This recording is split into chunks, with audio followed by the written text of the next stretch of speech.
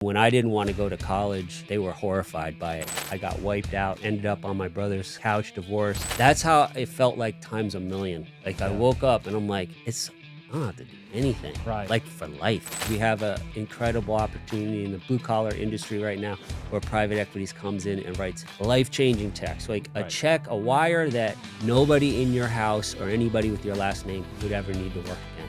That's the type of stuff. When you do this, you have this, like, you wear this like a backpack forever. No one can ever take it from you. You're gonna hit walls where you're just gonna be like, is this even worth it? Yep. The answer is yeah, but it's gonna be a lot more. The experience builds something in you that the world can't take away. Now let's go do more things. America's backbone was built on blue-collar business grit, grind, and muscle. This is where you stop working for the business, and the business starts working for you. Blue Collar Millionaires, Kevin and Chris back again. We're going to kind of do a little interview each other, kind of talk about how we got here, what we've been, introduce ourselves to we got 260,000 members now. So we know the first 3,000 kind of knew us. Yeah. It was a lot of things, and now sometimes maybe people don't. So yeah, go ahead. You want to ask me? Yeah, I'll ask you. So tell me where you're at currently, Kevin, in your life, and then once you give us an understanding of what your life looks like right now, I'll ask you to take us back to where it started. I'm in my 35th year as a small business owner, entrepreneur. So I started at 17, 18 years old. I just had a big exit in a gutter company that I built a company into 29 states. It's really been going on almost 25 years. I'll talk about a blip I had with that. I sold that to private equity 2 months ago. Had a big party. A lot of you guys might have saw it. Some of you were there. It was an awesome time. It was a long road to get there. Before that, I had roofing business, landscaping business. Sold the landscaping business. I built that out of high school. Tell us what else you got going right now, though, before we go back. So you just sold. I sold that, and then I got Blue Collar Millionaire with you. I have a windshield business with you and two of our operating partners. That's essentially Gutter King with windshields. It's growing much faster. Yeah. It's the same model. We already know what the result is. We're going to have a big private equity exit with that in a few years as well. It's growing. And then I also have a roofing business. I was telling you about a potential private equity deal on that. I have that with a partner, and he operates that, and he owns the majority of that. I own apartment buildings and different buildings and stuff, storage with partners and stuff. You got a family? And I got a family. I got one son. I got 3 stepkids. I got my brother living at my house. I got a packed house. I like it. I like a lot of action in the house. Yeah. What does your current day look like now that you've exited? It's pretty relaxed. It's been pretty relaxed for the last few years after a lot of chaos. Yeah. Sometimes I wouldn't say I'm retired. Sometimes I tell people that now, but that seems to get them annoyed. I don't know why. I just told somebody that at a dental office, and the dentist came in. They want to ask me why. You don't look old enough to be doing that. Yeah. So I feel like it. I kind of just wake up. Of course, I check in with Blue Collar Millionaire on our stuff and my other businesses, but I have no operations. Yeah. I don't want to. I want to just be kind of more visionary idea, and I'm looking to do exactly what we did with the windshield business, maybe a dozen more times before I stop. So maybe a lot more than that even. Yeah. Maybe a dozen of those just in the next 3 years. And I want to take all the things I learned over 35 years, build those businesses up, cash flow them. I'm okay if we hold them for cash flow, but I do like to package them and sell them because we have an incredible opportunity in the blue collar industry right now where private equities comes in and writes life-changing checks, like a check, a wire that nobody in your house or anybody with your last name would ever need to work again. Yeah. That's the type of stuff. So not $1 million, like exciting and impressive.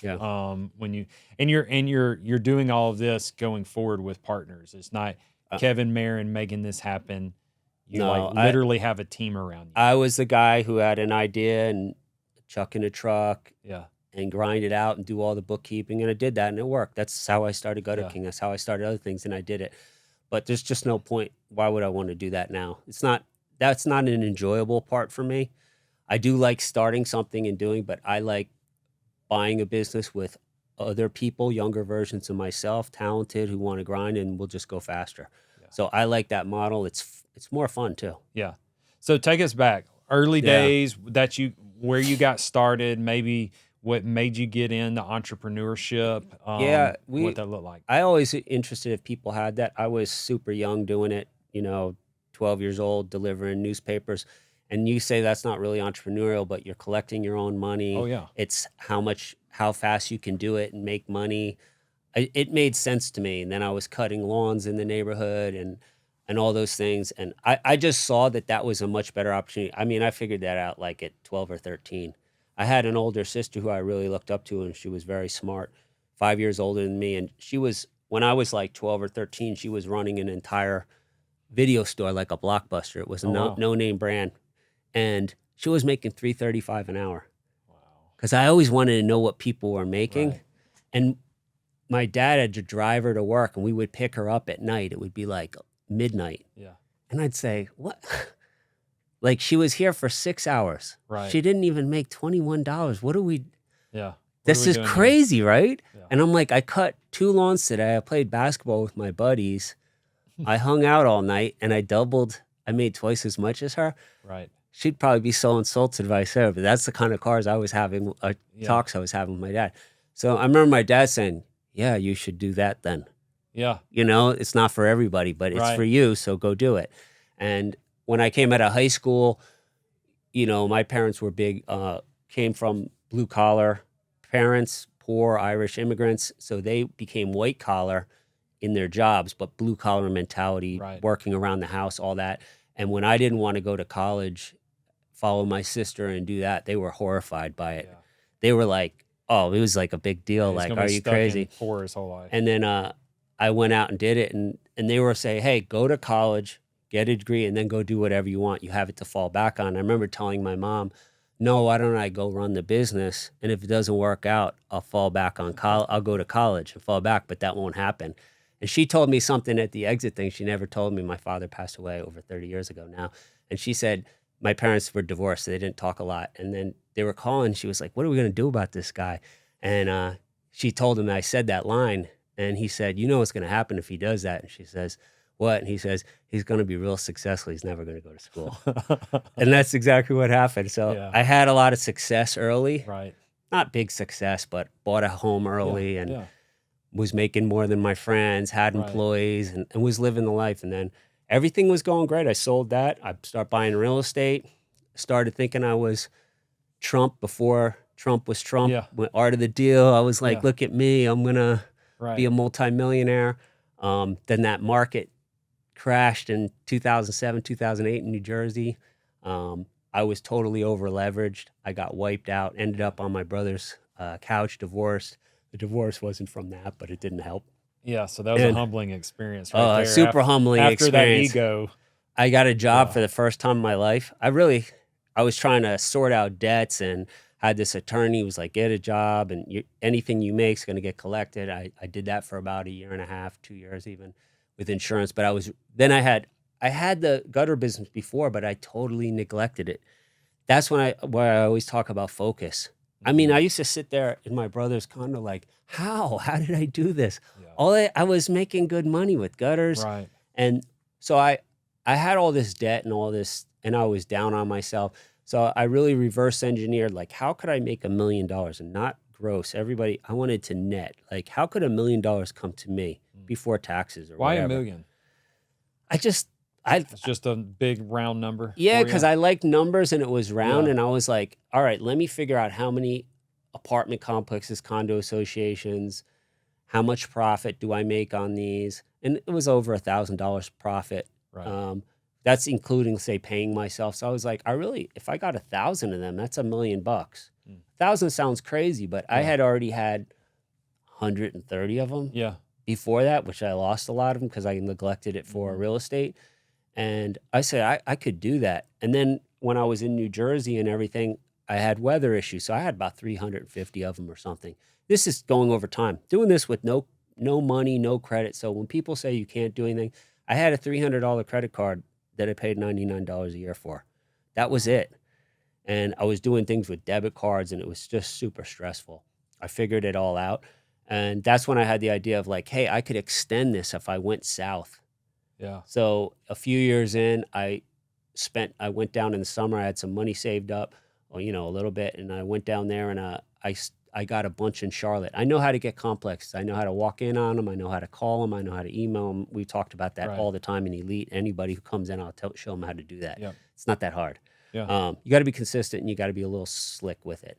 So I was like, if I get 20, I'll bring guys down there and we'll stay in hotels. I'll make extra money. Yeah. I think I ended up with like 67 of them. Like I was just loading them up, and I was just working it. So we went down there in January. I brought all these guys from New Jersey. They were happy to go work. Right. It's snow up here, and we're down there in hoodies and Yeah. working. And that's when I was like, man, I'm going to make way more than $1 million actually a year. And within a year, I pretty much hit that million. And then it just kept going. Then I went to Georgia and Florida. And then because I had those systems, I started going into all the other states, even colder states. Yeah. So I already was up north in Connecticut, Pennsylvania, New Jersey. I went all the way into the Midwest, all the way out to Missouri. And I was using a sub model for those. Yeah. And people were like, how do you find subs? I actually had 2 great employees at the time who had done thousands of buildings with me. And they would go travel and do complexes, and we'd line up. We had a system of lining up potential subs. They'd go out, we'd pay them. They'd clean gutters with them. It's not that complicated. They'd show them everything. And then they would text me and say, yeah, this guy's good. He's going to work. This guy, not so much. Right. And then we would pick off 1 or 2, and then we just built it from there.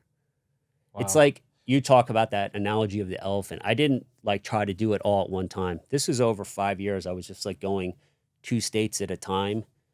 And then once I got it going, I had that idea with very early 2011 of virtual assistants. I had 1, then 2. I saw a massive opportunity. So I had them kind of acting as me on And when email. you say virtual assistants, was that stateside in the beginning? I was in the Philippines. Still Yeah. am. I love it. Going there next week Yeah, for that's 2 gonna be weeks. awesome. Going to see First time people. over there, I never right? met them in person, but Yeah. they're like family to me. So many of them, in particular, like several of them. And then I just gave them tons of opportunities, and different ones had different skill set. One was operating my entire business for the last 3 years. She had been with me since I think to 2014. And then other ones collecting data, sending emails, calling customers, doing everything. That was a massive advantage. And I did that because I listened to a podcast, and they were getting it done for much less, and I need to save money. Wow. But what I didn't know was the culture and their abilities were, I mean, it might sound rough, but they were better. Yeah. Yeah. Happy, work super hard, grateful, incredible people. So yes, I had tons of laborers here. Right. And then I had virtual assistants in Charlotte and Vermont and New Right. York. They just couldn't compare. Yeah. So I just went with that, and that's how I built that model. And once we talked about that being consistent. Once I saw it work, I saw like, hey, if I started breaking it into like, hey, if I can collect this many emails and this many phone numbers and this many quality managers, and then I teach people like me to do these things, it's just inevitable. Like I could get thousands and thousands of these complexes. You open up the pipeline. There's no need to do other stuff. Yeah. And, but there was a time between 2009 and 2011, where I was doing roof cleaning, power washing. I needed more money. So, especially when I was done with the insurance thing, but I quickly saw like all my money's coming from The gutters. gutters. So I just need to live super lean. And then like I spent my entire summers and winters. I never took a day off. I never took literally like a day off for, I don't even know how long, years, not like 6 months. Never took a day where I didn't put in many, many hours of that work. And I was always like working on that database, systems, everything. Always not systems so much as, hey, how do I do back end things, but how do I get more customers? I always thought about how do I reach more people? How can I teach more people how to do that? I was always thinking in the multiplier. I want you to dive in some on the sacrifice, though, because I've heard you talk about many times where you were running on fumes with sleep. Yeah. And you had and the fact that you got a mentor in your life at some point that really changed a lot of things, like your belief system Yeah. on what you could achieve, and helped kind of direct you on the level of the badge of honor of ain't nobody gonna outwork me. Yeah. Well, during that, I was always a guy who was up late at night and could go off less sleep. But I was from in 2009 to 10, 11, when I was rebuilding that gutter, I mean, all the way up to like 2014.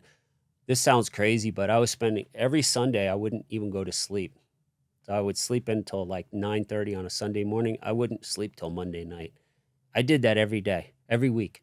And I did it sometimes twice a week. That sounds crazy. And I wore it like a badge of honor, like I'm like a machine, like I can't be stopped. The people thought I was crazy, like a girlfriend I had, like she was like, this is so unhealthy. I don't know how you do it and why you do it. But I thought that was like this superpower I had. And I did get a lot of work done, because if it's 3 a.m, nobody's texting you. That's right. You're not wasting time on YouTube. You're not Yep. watching Netflix. There's only one thing for me to do. Otherwise, just go to sleep. I'm like Right. running on fumes. But I created a lot of problems because that real estate was dead. I had to pay all that back. Some of them were people I cared about.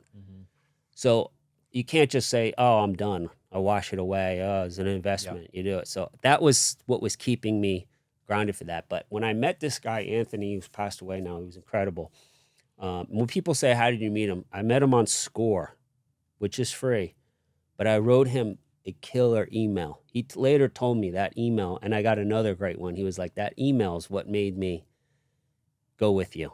Because they're doing it for free. They want something out of it too. They want somebody that they feel like they can help. But the first time I met him, I told him I hadn't slept the night before. And he's looking, and I was doing good. I was over $1 million in EBITDA. Yeah.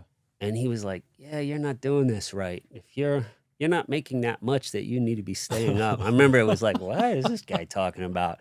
He was like, you really he had already asked me for my P&L and all kinds of stuff. He was like, I see this as like a $3 million EBITDA business. And you can go to sleep and get up at 8 o'clock, a normal person. And that was like the first thing. And that's how he talked to me for years. Yeah. And he was like, first, you're maxed out at probably 500 because you don't sleep. You got to $1 million. Yeah. Yeah. But that's not really going to work. A better way is to get here to 3 million. Let's figure out all the pieces you need to put in place.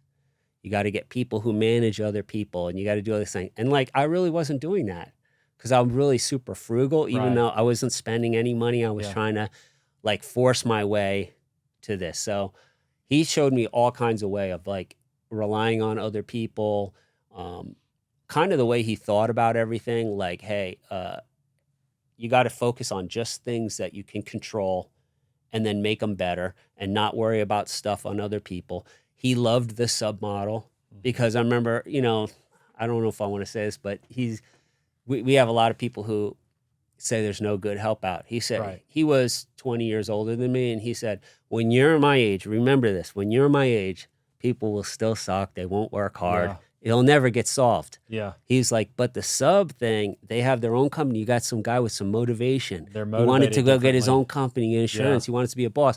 But now he found out he's not really that good at marketing. He doesn't really know things. a lot to So go with feed him Yeah. because he probably wants to be out there doing the craft and doing a really good job. So he says, I could see you having 100 of them. And at the time, I had some, but nowhere near that. Yeah. So that changed. I remember him saying, you'll never get where you want to go with these other guys. Because I had a lot of kind of knucklehead guys working for me. Who doesn't? And I was putting up with a lot of that because they might go to Illinois for a week for me if I needed to. So you put up with a lot. So just figuring all that out. And then the big jump I had, of course, was I changed my mindset. Actually, I became really negative from 2008 to 2013. My whole personality changed. I wasn't outgoing. I didn't want to laugh. I was just like, want to work. I still was close, like my real close friends, normal, but I was like antisocial. which is crazy. We're going to go see 40 people today. I'm going to be totally Yeah. social. It's Yeah. like, I love doing it now. Yeah. That's how I was before then. So, but what I did was my friends became like guys on YouTube, and I was listening to positive people, Gary V, Jim Rohn, Yep. Brandon Carr, Tony Robbins, Marcus Lemonis on prop. I would just work and listen to these guys all the time.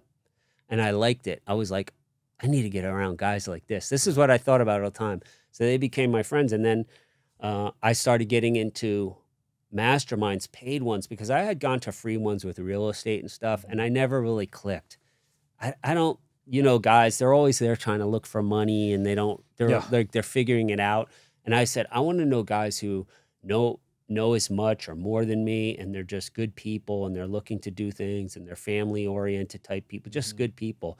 And then I got into groups, and that's how I met you, and that's why we create these things. I just came back from one, Mark Evans, Dealmaker. Yep. That's like family. Yep. My family's up there. My kids know his kid. I love it. Yeah.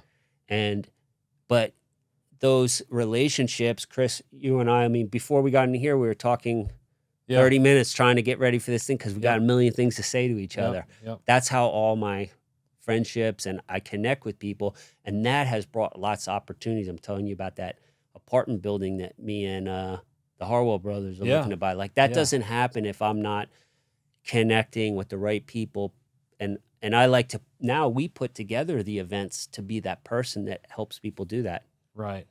So that's really what I'm looking to do. What am I looking to do in the future? I want to partner with more people. I want to have impact. I want to build great friendships in these groups and stuff. And everything else, as far as making money, do I want to make more money? Of course, because it's like winning. Yeah. But that's not what I'm thinking about. I just know if I do those things, it'll just come. Well, and I've seen this in other entrepreneurs, business owners, and I've seen it in other people that are not just business owners, but it's more prevalent in business owners. It's in your DNA just to build and to grow things, to increase progress. And it's like what Mark says, relationship capital. And so it's fun to watch people's journeys because, there's this progression. They start out and it's a grind. It takes all their time because that's what they got the biggest resource of. And then it moves into where it is less of the hands-on experience and it's more of the systems building. Then they move into more where they leverage more of their time to dream and invent, and relationship capital starts to increase as they're moving through those progressions because they realize, for me to get out of the grind, I need relationships and to find the people that can help me get out of the grind so that I give them opportunities so that I can delegate myself to a higher elevation. And when you look at where you're at now, like I got to watch that last 6 months to a year, especially solid 6 months where you were, and I don't know what was happening on the background completely of each day and how your time was being dedicated, but it seemed like you knew things were really locked in. You didn't have to worry about the operations. You didn't have to worry about, money coming and going. There was a piece about you the last 6 months before you took your exit, and I watched the creative thinking take place. And you can go back in that timeline. If someone, today's October 2025, if someone wants to get in your feed on Facebook and they watch you for the prior 6 to 8 months and your content, there was a lot of lives, there was a lot of posts, and all of them were extremely rich with information. And I was able to see what clarity of thought brings into someone's life when they don't have the pressure of a day-to-day trying to produce income. Or did you feel let me ask you this, because that's all accurate. One of the businesses I bought, the owner, the previous owner, I spoke to him, I don't know, maybe a day or two later after we closed, and the money hit his bank account. And this wasn't a massive amount of money. It was a decent amount of money, but nothing like what your exit was. And he said, Chris, I did not realize how much stress I carried. And he was an absentee owner, but he said, I did not realize how much stress I carried until I sold the business and woke up after the money was in my account and there was just a weight off my shoulders. And he said, I looked over at Deanna, his wife, and he said, I looked over at her and just said, I can't believe how much stress I was carrying and didn't even realize it because I just carried it every day. And for so many years, you just don't know. And Yeah.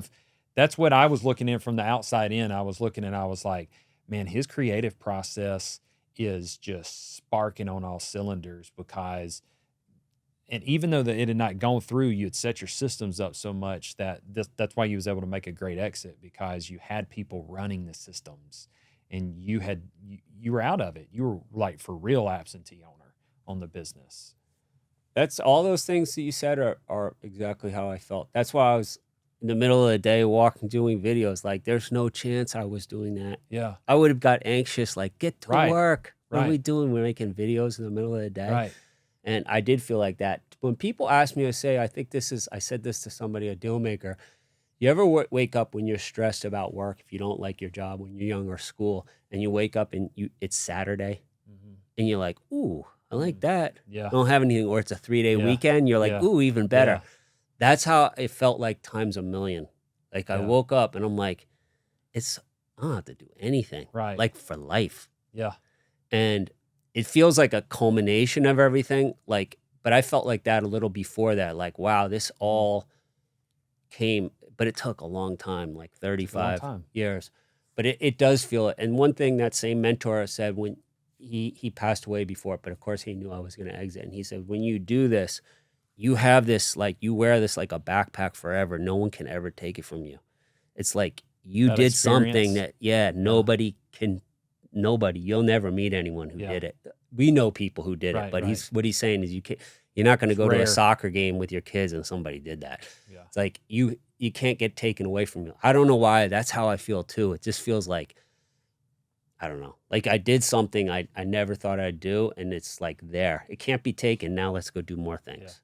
Dude, that's awesome. That feels good. I'm glad you shared this and the audience gets to hear it because it wasn't easy. It was a grind. And the reality is now with technology and everything, people can actually speed it up. Oh, They easy. don't do it overnight though. They're like if there's one thing I want people to take from this is, well, two things. One is it's doable. Even when you were in a bankruptcy, you didn't go through bankruptcy, Right. but you were at that point, lost it all, super in debt, climbed yourself out of the ditch. But it can be done faster, but it still requires a lot of effort. Yeah. And just to give a little, so people don't think you have to be a psycho and staying up all night. You don't need to do that. What I would do if I did it different is hire better people Yeah. earlier, delegate more, be more of a leader. I had to become that person because I really wasn't that person. As Had we I all do. become that person earlier, I would have did it much faster. But with technology and everything, you can do it, but you have to be consistent, and it's inevitable. You've hit it. You're gonna hit walls where you're just gonna be like, "Is this even worth it?" Yep. The answer is yeah, but it's not really even just financially. It's worth it, but it's going to be a lot more.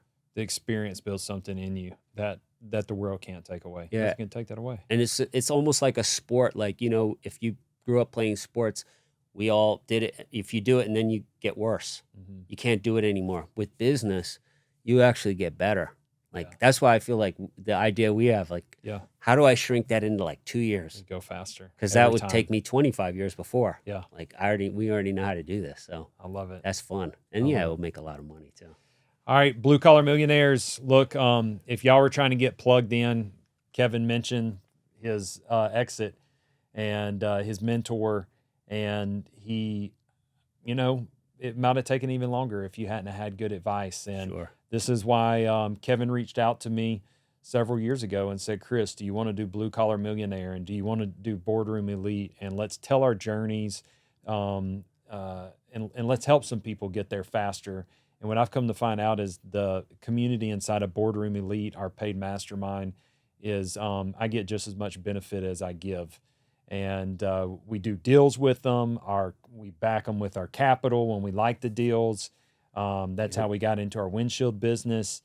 So if you're interested in plugging into something where you got a community of entrepreneurs that are just fighting every single day to win and to impact their life and their family, then look on bluecollarmillionaire.net. That's where we have Boardroom Elite. It's $1,000 a month. It's an investment, but your ROI is going to be infinite on that $1,000 a month, and it's just by the month.